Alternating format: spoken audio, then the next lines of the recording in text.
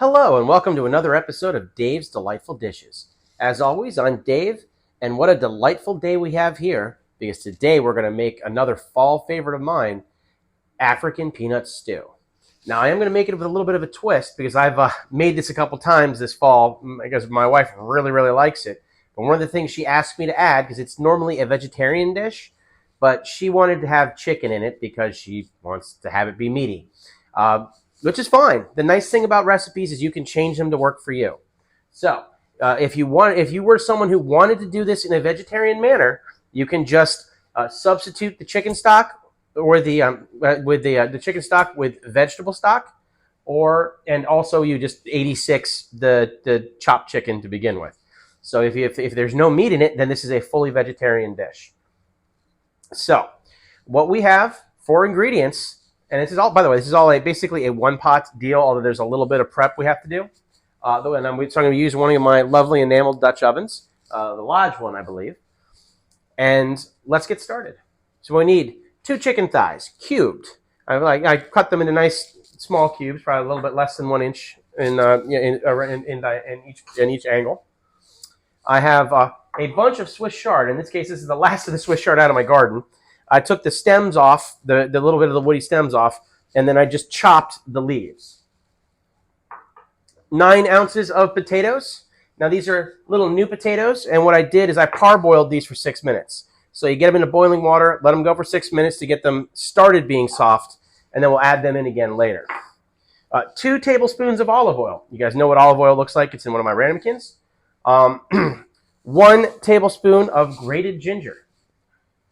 Which, there's nothing like the smell of grated fresh ginger. That's going to bring excellent flavor to this dish. 1 clove of garlic, minced. As always, when I'm doing most of my stuff, unless it calls for something other than minced, I'll just use prepared minced. But I do have fresh cloves of garlic in the pantry, and you should too, because there are some times where that fresh clove of garlic is what you want. 1 onion, and I've wedged the onion this time, so I've cut them into half. And then I cut those halves into quarters and made nice wedges.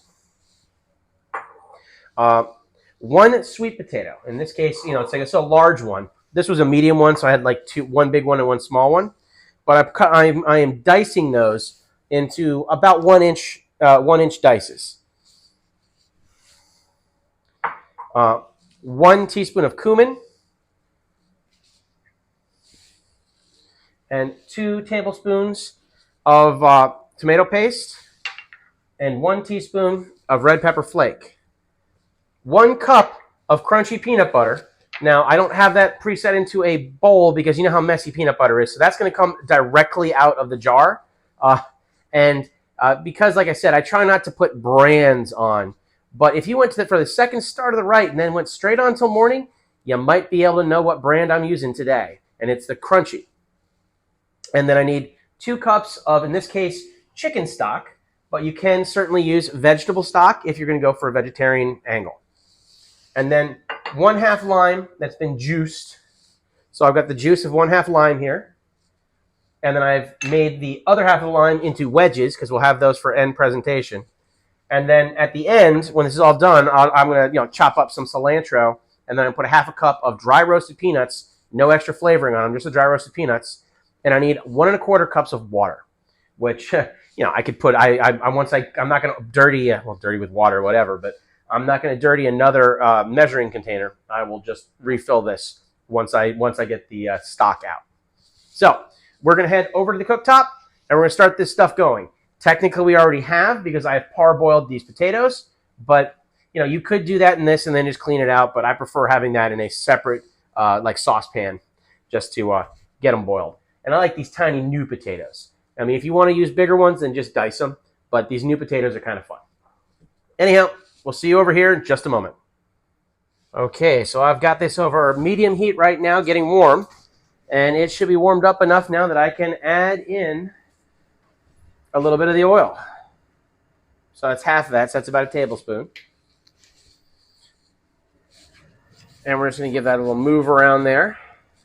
And in is going to go the chicken. And I put a little bit of salt on that chicken just to give it a little more flavor. And we're going to move this around as if it looks like it's a wok. And we need to brown this chicken. So the goal here is to let that just do its thing for a second, and then we're going to keep moving it. Once the chicken has browned up, we are going to take it out and do the next thing. So you see, it doesn't take it long for it to start changing color, but we want to get all the pink out from the outside. So I will flip back on once we are where we need to be. I'm going to say this is going to be about 3 or 4 minutes. All right, it's been about 3 minutes, and that chicken is no longer pink, and it's starting to brown, and we are ready to pull it off and put it to the side. We'll move this down to medium-low heat for the moment.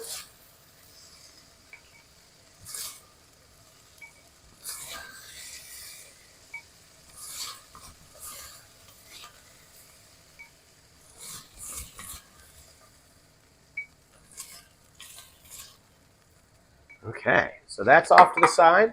And now we're going to put in the rest of the olive oil, which is another tablespoon. And that's a little shy, so I'm going to give it just a little bit more. And bring it back to medium heat. There we go. And I'm going to put the onions on.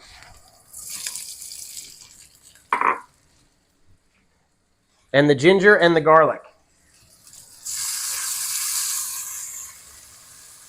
Ginger, garlic, that's all in.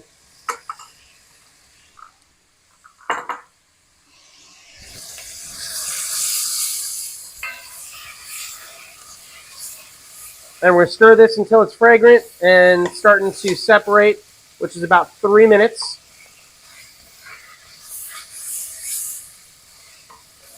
And you want to keep it moving because that's going to make sure that you don't end up with black ginger or black garlic that's all burnt up.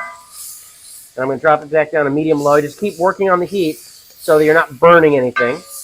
And you can see how the onions are separating themselves out and starting to get translucent already.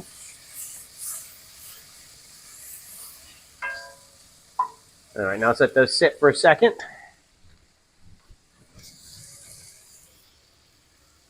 And we are at just about 2 minutes here. Just a little bit longer. Lower the heat. And it's time to add the sweet potatoes.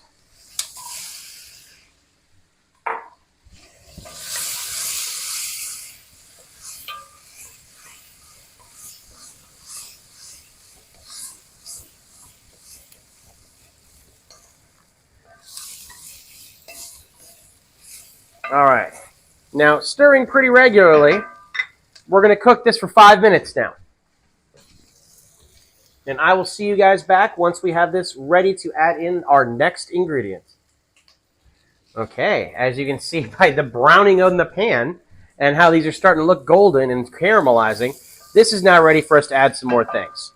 So we're going to put in the cumin, the red pepper flake, and the tomato paste. We're going to stir those around real quick.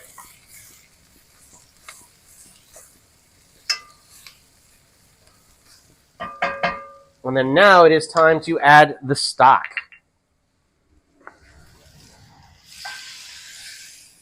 And get that heat back up to high because we got to get this to a boil.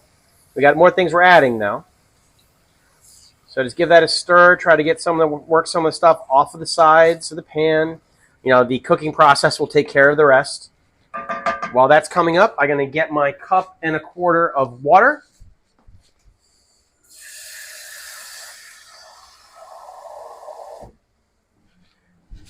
And that's going in.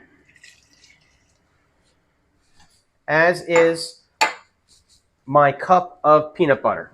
Now, this is a 16-ounce jar, which means for a cup of it, I need 8 ounces, which is half. So it's going to be half of this jar of peanut butter. And this is why I did not put it into a second container, because as you know, peanut butter be messy. So we got to get that, and we got to get that combining.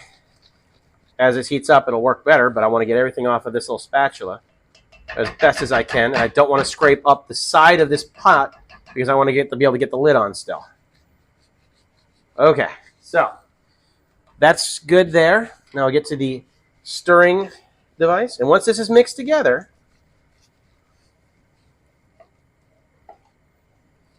we just want to get that peanut butter incorporated. You know, the boiling action, because we're bringing it to boil here first, is going to finish it off. But we just want to get it so it's not all sitting in one spot. And you can see that is definitely extra crunchy.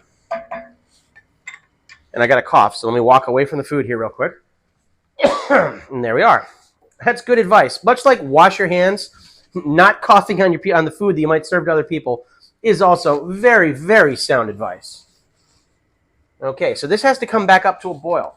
But while it's coming up, we're going to add in some more stuff.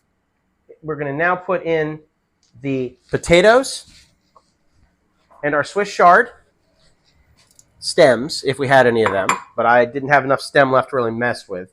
But if you do have some, by all means, toss them in.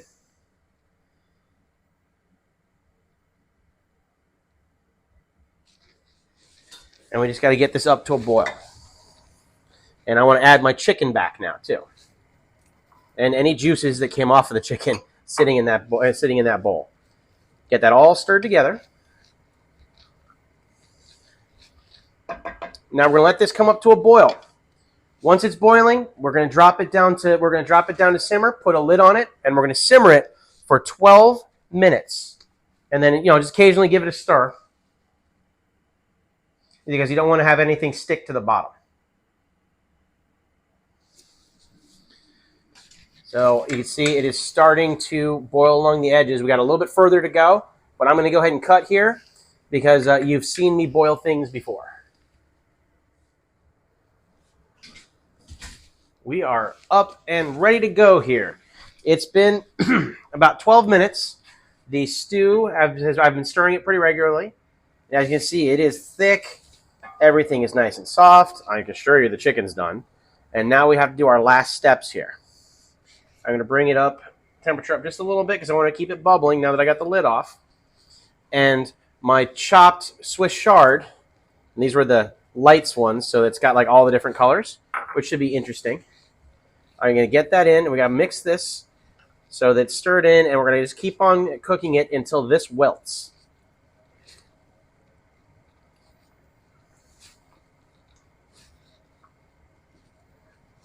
So once it's combined here, it really won't take very long because this soup be hot.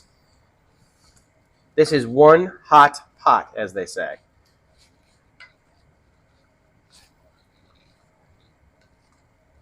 Okay, look at that.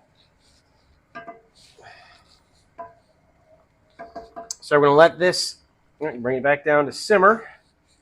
And I have to add the 2 tablespoons, which is about a half a lime worth of lime juice. Mix that in. Stir that together. Okay.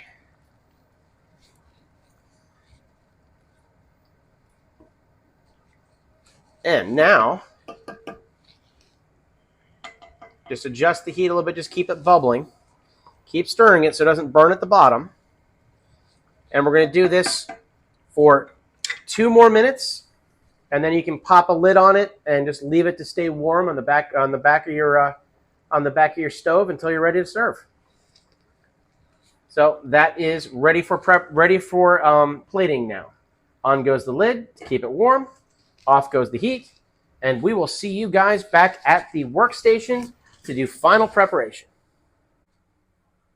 Okay, so it's time to bring this over from the cooktop to the workstation barehanded. Oh, man, these bare hands do the job. Off comes the lid. And now it's time to plate. So you can serve this stew just by itself, but what's also good is to serve it with a base of rice underneath. Now today I happen to have some leftover farro from another recipe that you guys will see depending on when you're watching this. If you're watching this when I first put it out, you'll be seeing it this coming weekend. Otherwise, just have a look for the stuffed acorn squash. But this farro is an ancient grain, acts a lot like rice, and it'll work fine. Plus, it would go really well with the things in here, so it's a perfect choice. So now, ladle, get yourself a nice spoonful of all the good things. Then another spoonful. I think that's a good portion. And we have to do our final garnishing now. So I'm going to take some dry roasted peanuts and give them a little toss around the top. And some cilantro.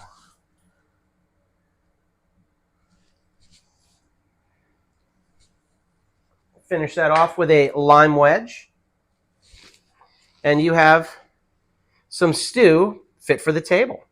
And my goodness, like I said, we've made this a couple times at the house already, as I've been trying to figure out how I wanted to prepare it. So this really is a good dish, enough that I've made it 3 times now. So try it at home. Believe me, you want to. It's not that hard, and you can do it vegetarian or with meat. Substitute out something else. Let me know what you did. Send me comments. Tell me what you want next. I'm here for you. And I hope you guys had a wonderful time today. And I'll see you again next time here at Dave's Delightful Dishes. Have a wonderful day.